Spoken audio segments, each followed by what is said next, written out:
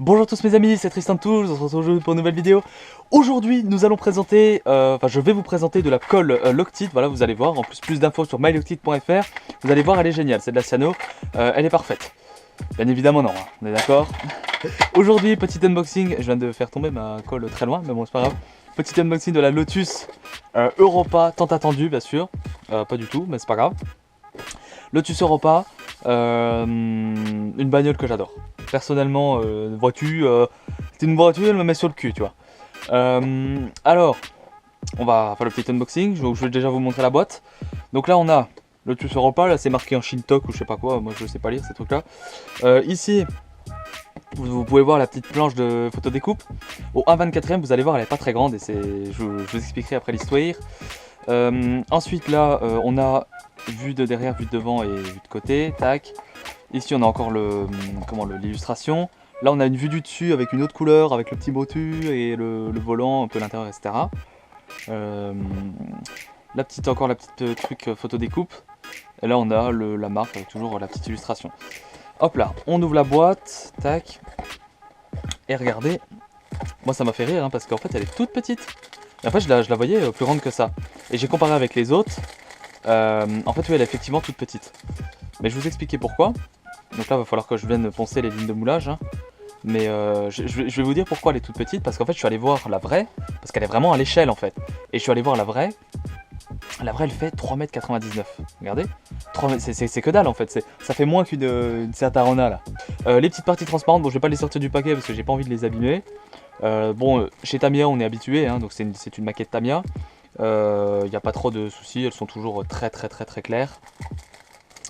Les petits chromes sympathiques. Bon, je pense que je vais venir déchromer.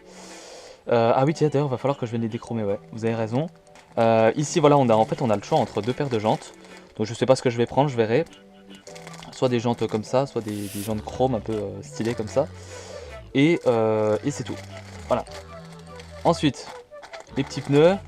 Bon, ça, chez Tamiya, on est toujours habitué. Je vais pas sortir parce que vous voyez là tous les petits boulons, les machins. Et puis j'ai peur de perdre un pneu. Donc avec les petites rainures et tout, c'est sympa, c'est cool, on s'amuse bien.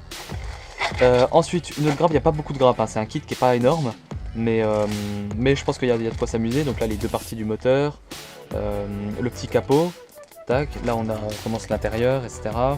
Les contreportes. Ici, on a le reste de la carrosserie. Donc là, en fait, le châssis qui est en une seule partie. Hein, là, vous avez directement l'intérieur, vous mettez le moteur ici, et puis là, vous venez mettre la carrosserie par-dessus. Donc c'est pas mal, hein, avec les petits sièges, tac. C'est pas mal du tout. Ensuite, on a toutes les pièces mécaniques avec le châssis. Là ici on a les ressorts pour les amortisseurs, donc toutes les pièces des trains avant, le petit volant, etc. Donc c'est sympa. Et ensuite on a les décales. Alors je vais vous montrer vite fait. Il va falloir que j'aille manger. On a tac, la petite planche de photodeck, très sympathique, vous voyez, avec les petites ceintures, machin, les grilles et tout. En vrai je pense qu'on va bien s'amuser. Et les décales pour le... Parce qu'en fait c'est une édition spéciale, il y a marqué Lotus Europa spécial, vous voyez, sur le manuel ce qui a marqué. Et en fait je pense que c'est une édition spéciale parce qu'il y a les... Alors vous me direz mais il me semble que c'est ça. Parce qu'il y a les... ces petits décales là, en fait toutes ces liserés qu'on va venir mettre tout le long de la voiture. Ouais, les petites parties, je sais plus comment on appelle ça, les stickers, oui c'est ça.